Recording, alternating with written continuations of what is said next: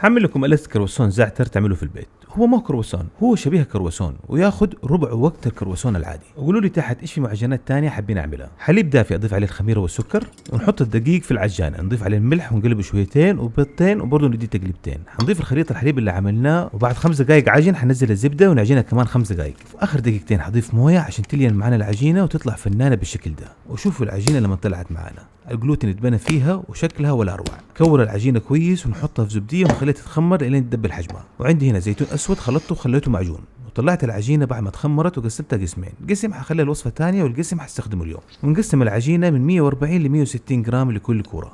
حنفرد العجينه وندهنها بالزيتون اللي عملناه ونقطعها من النص فقط ونكورها ونعمل شكل مخروطي بالشكل ده. نرش شويه دقيق ونفردها، نحشيها بجبنه بيضاء ونقطع الاطراف ونلفها وكده يكون عملنا شكل كرواسون. ونخليها تتخمر 20 دقيقه وندهنها بالبيض والحليب وندخلها الفرن على حراره 180 الى ما تتحمر معنا. وهذا الكرواسون البيتي صار جاهز معنا بطريقه ولا اسهل. اوكي هو مو مره كرواسون بس حاجه جدا فخمه يا جماعه.